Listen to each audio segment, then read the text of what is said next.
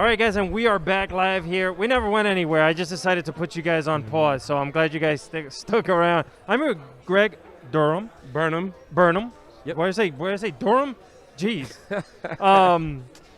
And you have a comic book here. We actually just spoke about you and your comic book, so I'm glad that you're here with us to share a little bit more about the Tuskegee Airs, right? Did I say that right? Yes. Tuskegee Airs. And I'm going to pull this up for you guys right here. I don't want the light to kind of like, but this is amazing work. Can you tell us a little about your book here? Yeah, Tuskegee Airs is a futuristic sci-fi. It takes place towards the end of the century, and you have 5 teen pilots that are learning to fly at a time when man piloting is illegal. So they're kind of under the radar, flying in the old style P-51 that the Tuskegee Airmen actually flew.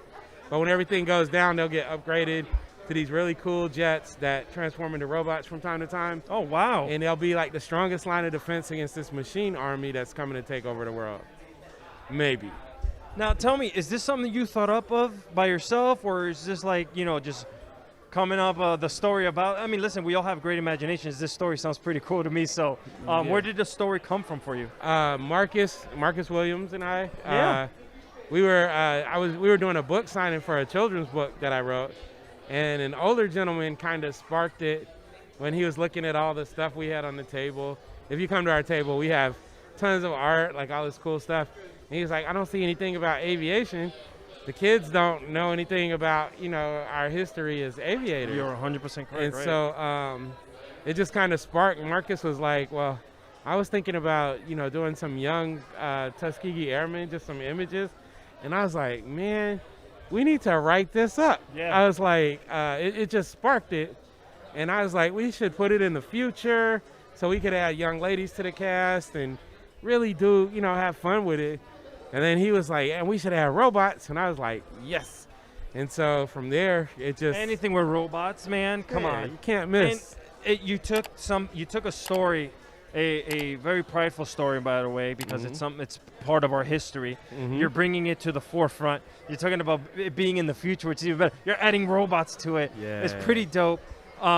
Is this now a personal project of yours? Are you trying to pitch it to companies to get it out in a larger scale? So we self-publish, we distribute, we do tons of comic conventions.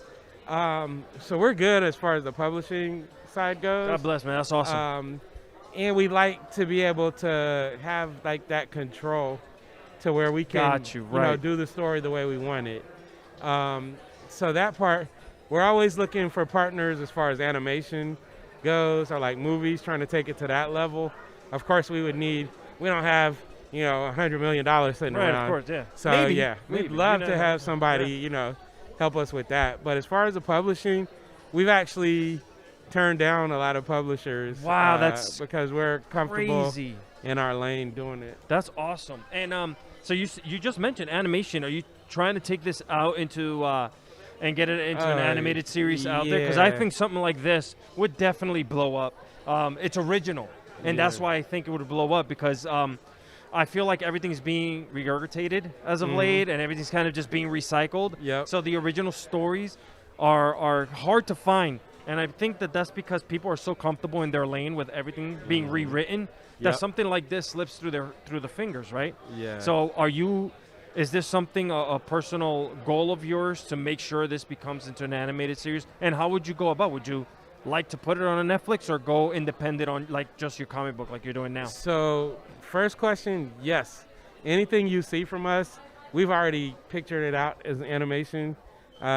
So, we'd love to go that route. There's different ways to skin the cat. So it's almost a thing where if we're able to raise the money to where we could kind of oversee it, we know that, other people are going to have their say-so. But there are certain things that we don't want to give away with the, as far as control. So it's like if we could partner with somebody to raise the money, or partner with a studio. Believe it or not, we have a couple of like major animation studios that want to do it. They're like, if you guys get the money, right, and the money's the hard part. Always. So of course, we're constantly navigating in those spaces. we're in the rooms, we're having talks with the people. So yeah, we haven't really said like specified one particular network because it's really about being able to create the show with the integrity that we want it to have. That's awesome, man. I saw what Marcus was, brought to the table with the with all of the illustrations and stuff like that. It's you guys are doing incredible artwork here and incredible work all together with both of you combined. He spoke very highly of everything you guys were doing together, so that's cool. I'm glad that you came on and gave us a little bit of time. Can you let us know out there at RSP Land and beyond where we can find all of your books and everything else, your website? So TuskegeeAirs.com. That's kind of simple, Tuskegee Airs. And then I have another website for another book that I'm doing, The Search for Sadaka. And that one is platforml7.com. And so Can you tell me a little bit about this one? Oh, yeah, that's a historical action adventure. So a few years ago, I was studying up on the Black Wall Street Massacre, Tulsa, Oklahoma. Yes. I thought I knew everything because, I'm a history major, so I was like, I thought I knew everything about it. But I watched this really good documentary that, just opened new portals in my brain.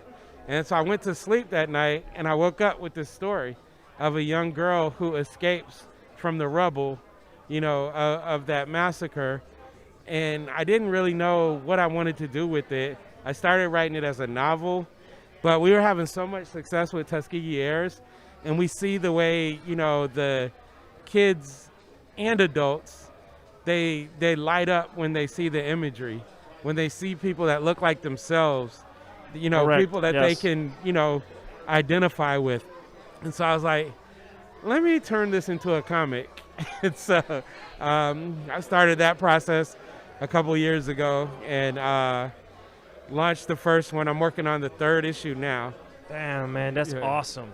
Congratulations on that, by the way. Thank you. And the fact that you went to sleep with the thought and made it a story like that, bro. That's creative work, by the way. That's being a creative genius. I don't know if anybody's told you that, but that comes hard for a lot of people. You know, most people can't even tie their shoes in the morning, and you just woke up and thought up of a story and made it a reality. Yeah, I think with me, the best idea, like Tuskegee Airs, some of the other stuff we're working on, the best ideas are the ones that I didn't try to come up with. They just come to me. Yeah. So. Hey, man, I want to thank you for taking the time. I know you're pretty busy back there, for coming on here and letting us know about this, your projects, turning people down because it's doing so well. So for those of you out there looking for it again, can you tell them one more time where they can find it? TuskegeeAirs.com and then platforml7.com. Perfect. And then Tuskegee Airs all over social networking. Perfect. Thank you again, man. Thank I appreciate you for coming on here and blessing us with your creative work, and let's hope that it gets picked up. All right. And I want to see it out there so I can say I sat with him. I know him. All right, guys. Like I mentioned before, stay tuned. We got a little bit more left here at RSP, here at the RSP Lounge. So we're gonna be bringing in some more people. And as I continue to mention, make sure you share this because tomorrow we're gonna have a slew of other Power Rangers and other guests on here. We'll see you soon. Thank you again, Greg. Appreciate it. Thank you.